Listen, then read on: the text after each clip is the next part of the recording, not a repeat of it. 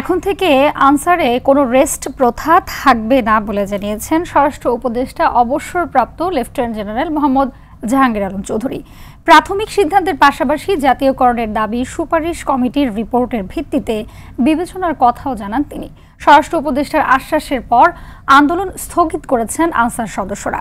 এদিকে নতুন করে কালো টাকা সাদা করার সুযোগ আর নেই বলে জানিয়েছেন অর্থ উপদেষ্টা ডক্টর সালেহ উদ্দিন আহমেদ। আরও জানাচ্ছেন শাকিলা করিম।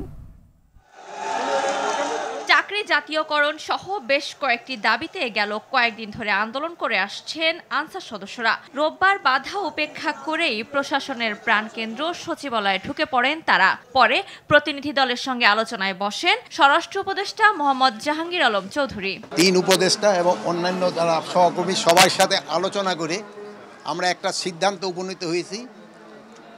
এখন থেকে রেস্ট প্রথা থাকবে না আনসারে। আর অন্যান্য যে যাদের দাবি দাওয়াগুলি আছে ওই জন্য একটা কমিটি করে দেওয়া হচ্ছে। এই কমিটি পর্যালোচনা করে আমাদের কাছে পাঠিয়ে এবং তা আমরা আন্তঃমন্ত্রণালয়ে বসে একটা সিদ্ধান্ত নিব। এদিকে চলতি বাজেটে কালো টাকা সাদা করার সুযোগ থাকবে কিনা তা আলোচনা করে ঠিক করবে সরকার। রাজধানীর শেরেবাংলা নগরে অর্থনৈতিক সম্পর্ক বিভাগ ও জাতিসংঘ প্রতিনিধিদের সঙ্গে বৈঠকের পর একথা জানান অর্থ উপদেষ্টা। কালো টাকা আর জেনারেট করতে দেওয়া হবে না, বাড়লেই তো কালো টাকা হবে এবং বাইরের টাকা পাচার বন্ধ হবে।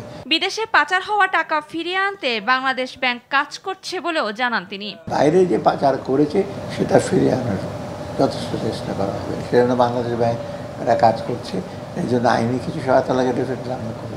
এর আগে উন্নয়ন সহযোগীদের সঙ্গে বৈঠকে টেকসই উন্নয়ন হয় এমন প্রকল্পে বিনিয়োগের আহ্বান জানান তিনি।